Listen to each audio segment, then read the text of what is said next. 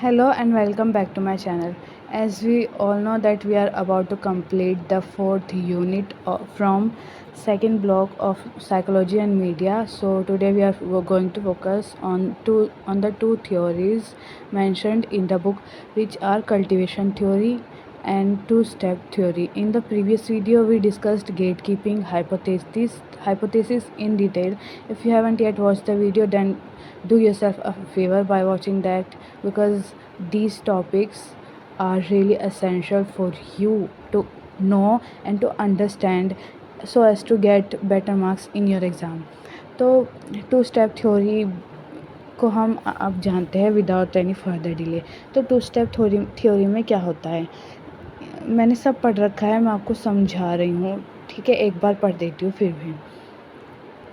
Paul Lazarsfeld, Bernard Belson, and Hazel Goddard conducted a seminar study which has helped improve our understanding of how the media influences our attitudes and beliefs. In a study held during a presidential electric campaign, the researchers began with the hypothesis that media such as TV and radio could persuade voters to vote for one party or the other. ठीक है, तो एक study बैठाई गई जिसमें ये पता लगाया गया कि जो पॉलिटिशियंस होते हैं वो ज़्यादा से ज़्यादा वोट गैदर करने के लिए मीडिया की मदद ले सकते हैं।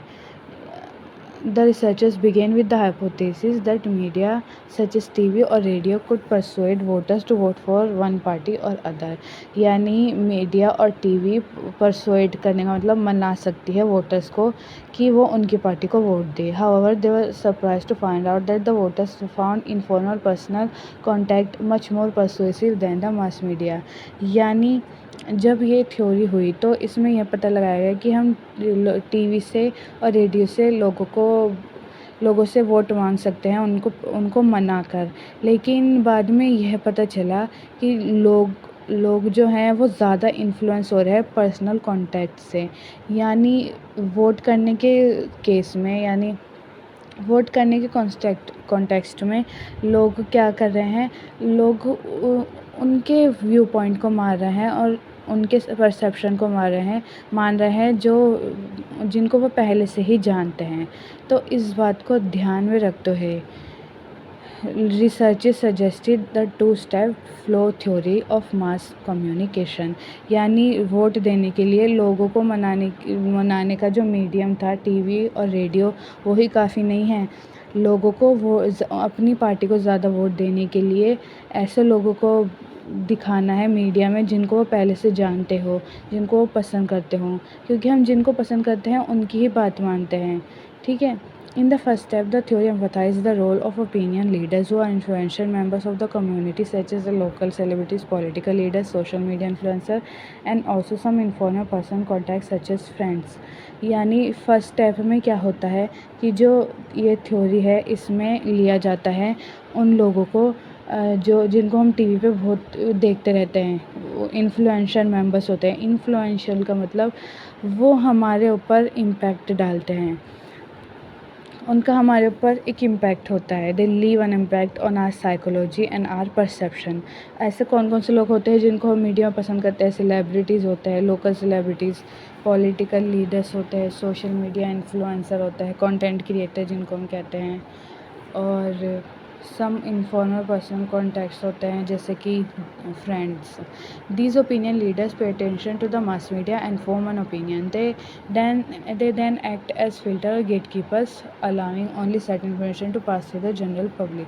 अब ये जो इन्फ्लुएंशियल मेंबर्स होते हैं, ये सेलिब्रिटीज़ वगैरह, पॉलिटिशियंस वगैरह, ये क्या करते हैं, ये मीडिया का सहारा लेते हैं हमें मनाने के लिए, और ये हमें ना जो जिस भी पार्टी के लिए ये वोट गैदर करना चाहते हैं, ये हमें उस पार्टी के बारे में बताते हैं, और इस तरह से बताते हैं क्योंकि हम उन्हें पहले से ही पसंद करते हैं। और दूसरी बात, वो हमें इस तरह से बताते भी है, वो ओपिनियन ऐसे फॉर्म भी करते हैं कि हम उनकी बात मान लेते हैं और हम फिर परसुएड हो जाते हैं और हम उनकी पार्टी को वोट दे देते हैं, ठीक है। They act as a filter gatekeepers allowing only certain information to pass through the general public. ये क्या करते हैं, जैसे गेट कीपर वाली थ्योरी में पढ़ा था ना हमने कि गेट कीपर्स होते हैं कि उनके ऊपर होता है कि कौन सी इन्फॉर्मेशन हमें दिखाई जाएगी नहीं, और कौन सी नहीं दिखाई जाएगी। तो ये भी वही काम करते हैं, ये भी गेट कीपर्स की तरह काम करते हैं कि हमारे जनरल पब्लिक में कौन सी इन्फॉर्मेशन पास की जाएगी। This is the second stage wherein the opinion leaders influence the general public to change their attitude, beliefs and opinions. अब तो फर्स्ट स्टेप क्या था कि फर्स्ट स्टेप में ऐसे लोगों को लेना जो जान पहचाने हो, जिनको लोग जानते हो और पसंद करते हो।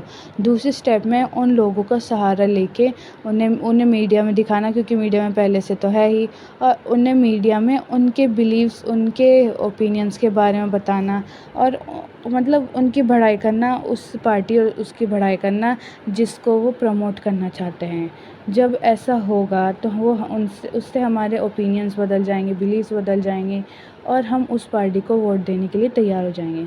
Thus, instead of a direct effect of media on the target audiences, a two-stage process is proposed, from the mass media to the opinion leaders, and from the opinion leaders to the mass media to the public. These opinion leaders therefore play an important role in the construction of reality by modifying what is presented by the media.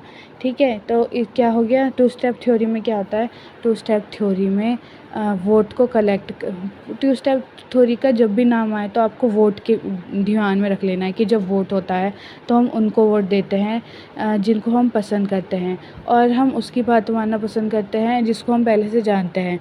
तो media क्या करती है, उन लोगों को use करती है, जैसे सेलिब्रिटीज़ हो गए और कंटेंट क्रिएटर हो गए, जिन्हें हम पसंद करते हैं, उनके थ्रू वो अपनी पार्टी को प्रमोट करती है। पहले स्टेप में वो उनको लीडर्स को लेते हैं, दूसरे स्टेप में लीडर्स हमारे ऊपर इन्फ्लुएंस डालते हैं, हमारे ओपिनियन और बिलीफ चेंज करते हैं, और इस तरह हम मान जाते हैं। और फिर ऐसे कुछ एक मेन पार्टी जिसने एक फेमस सेलिब्रिटी को चूज़ किया हो, या फिर जिसको ज़्यादा पसंद करते हो, उसको हम वोट देते हैं और वो जीत जाता है। ठीक है, यह है टू स्टेप थ्योरी, जैसे इसमें दिखाया गया है, फर्स्ट स्टेज और सेकंड स्टेज।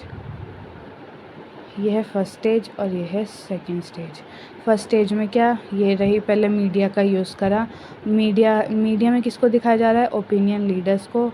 ये सब ओपिनियन लीडर्स हैं, ठीक है। और ये ओपिनियन लीडर्स क्या कर रहे हैं, हम तक जा रहे हैं, हम तक अपना मैसेज पहुंचा रहे हैं। ये पब्लिक हम हैं, हम तक मैसेज पहुंचाएंगे तो हम मान जाएंगे और हम इनकी बात को मान लेंगे, ठीक है।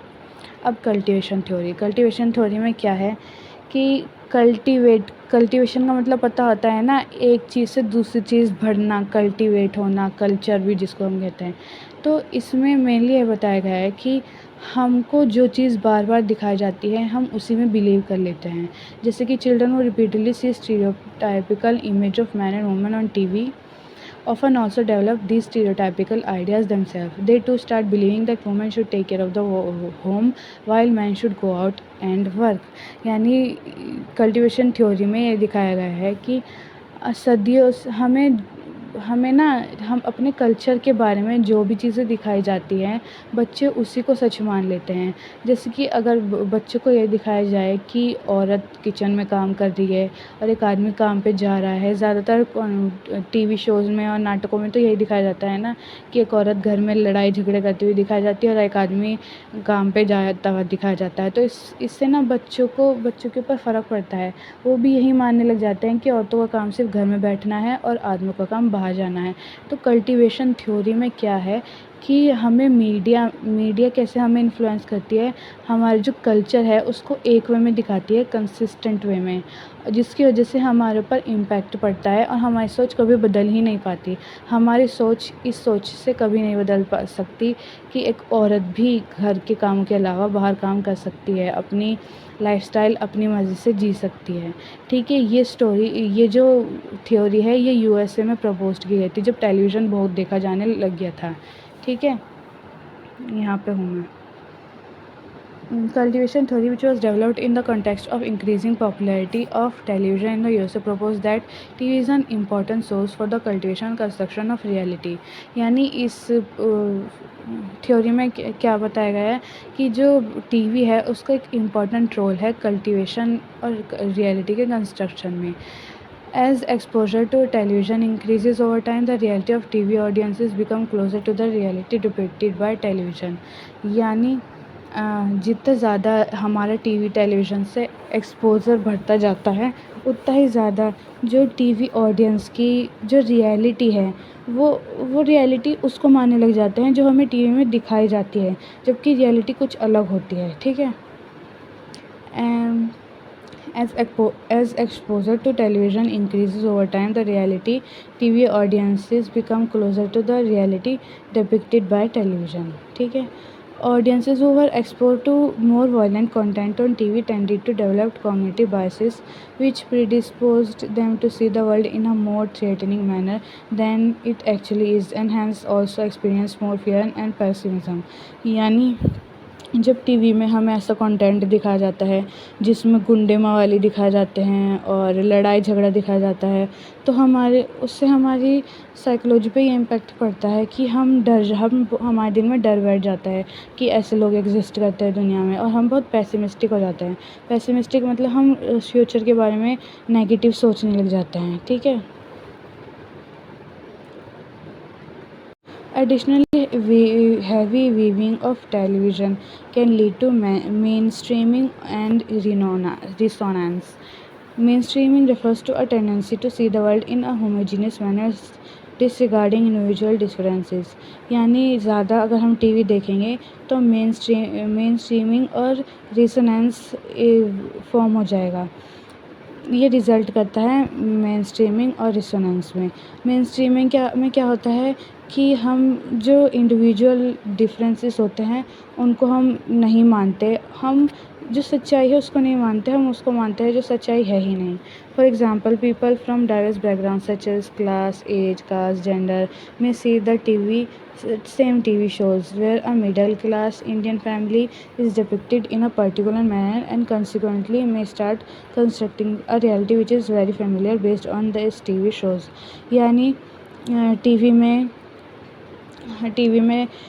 जो मिडिल क्लास लोग होते हैं उनको कैसे दिखाया जाता है, उनको एक मैनर में दिखाया जाता है कि वो स्कूटी, उनके पास स्कूटी होती है, किराए का घर होता है और घर में पैसे होते हैं तो हैं, लेकिन वो बजट लेके चलते हैं। तो अगर हम मिडिल क्लास मीडिया को इसमें टीवी में एक ही वे में दिखाएंगे तो लोग सोचेंगे कि मिडिल क्लास फैमिली ऐसे ही जीती है, लेकिन रियलिटी तो अलग होती है। अब रिसोनेंस का मतलब होता है कि to combine influence of TV and similar real life, यानी resonance refers to the combined influence of TV and similar real life. यानी टीवी में हमें जो रियल लाइफ है उसको इन्फ्लुएंस से कंबाइन करके दिखाया जाता है, that provide a double dose of the same message. Heavy viewers experience that provide a double. Heavy viewers of television who also live in high crime areas often get a double dose of the message that the world is a cruel and dangerous place. यानी जैसे कि इसी movie में दिखाया जा रहा है gangster वगैरह को, गुंडा मवाली को, ठीक है, और उसी मूवी और कोई इंसान ऐसी जगह पर रहता है जिसके अगल बगल गुंडे मवाली असली में भी रहते हैं, तो उसको इंसान को डबल डोज मिल रही है मैसेज की। The person is often gets a double dose of the same message कि जो वर्ल्ड है वो क्रूअल है और डेंजरस प्लेस है। अब एजेंडा सेटिंग थ्योरी और मीडिया फ्रेमिंग बहुत छोटी है, वो हम बाद में कवर करेंगे, लेकिन ये बहुत मेन टॉपिक है। Do yourself a favor by watching this video and keep it in your mind that it is really essential.